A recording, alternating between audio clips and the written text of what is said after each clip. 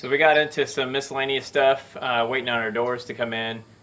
We started doing some of the overhang porch. We're putting a 4x4 up there, and that's going to give us a place for our soffit to come into on our outside eave, and the ceiling on the inside to come into. So we started kind of mounting some of those after we put our corner posts in. I didn't get much footage of that, actually, because my camera was set up for having a baby. So we had the memory card cleaned off and everything for that. But we got our doors in this week. I think they came in Friday. So it's a weekend, so it's time to get to work. We'll see if we can hang some doors today. I'll show you a little detail that we had to do to get ready for one of the doors. That's what I spent Friday and Saturday working on. But that's put in place, and we'll see that when we get to the garage door. But we're going to start out with this south wall door. It's a door that's at the end of a hallway. We're basically going to put that one in first, figure that one, I'll get it tackled, then I'll move on to the garage one, and then I'll leave the front door for the end. The front door is the biggest door, so let's get to it.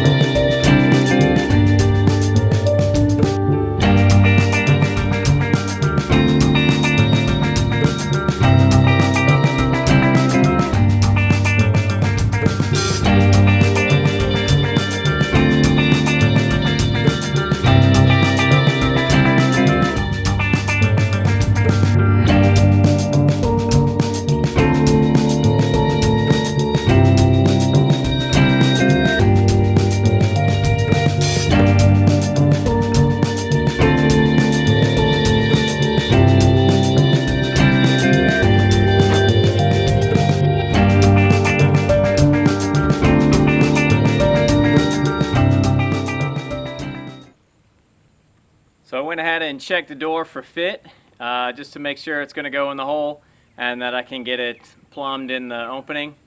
So it looks good. It looks like I can get it level. Looks like I can get it square in the opening. So now we're going to put some sealant on the bottom and make sure we seal the threshold and seal up the sides a little bit. And then we'll see if we can slide the door in and get it plumb and put some screws in.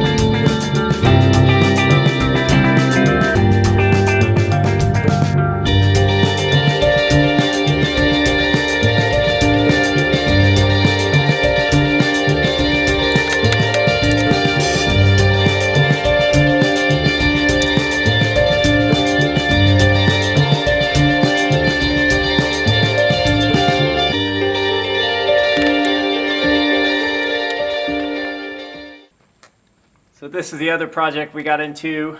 This is the pool channel that I put in by the garage door opening. We have a challenge in that our porch that goes around the entire house is at the same level as the garage, which is 4 inches lower than the house. So right here, we really didn't have another step to move into this threshold where the garage door was.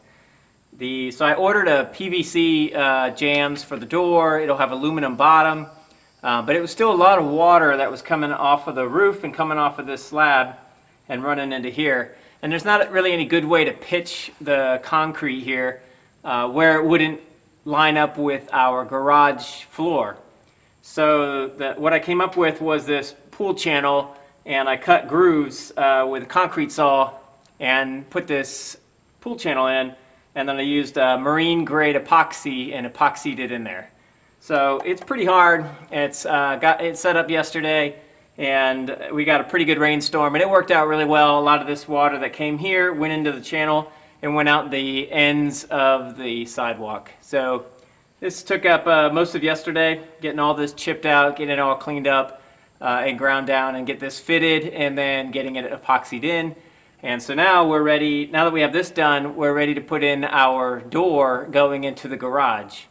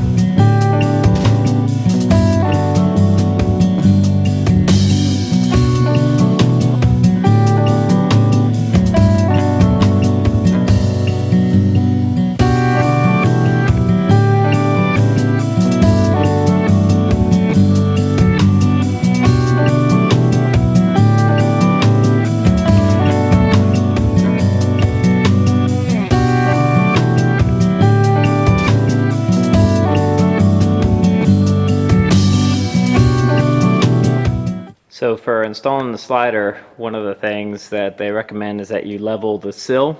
And in our case, it's a concrete sill. So when we pour the slab, we put a 1x in the area where this will go. And so it does kind of create that recess in the slab, and that will help a lot of our water. But in the process of doing that, you just kind of put a board in there, and the concrete sort of gets underneath it, and we sort of finished it, but it's really not perfect. It's not level across the opening, and it's not level from back to front. So we got the grinding wheel out.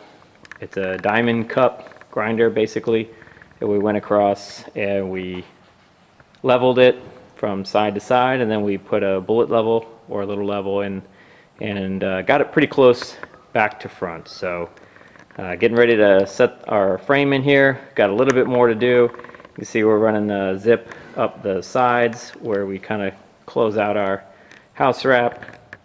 So I've got to do that side over there, but we're getting close. So let's get that done.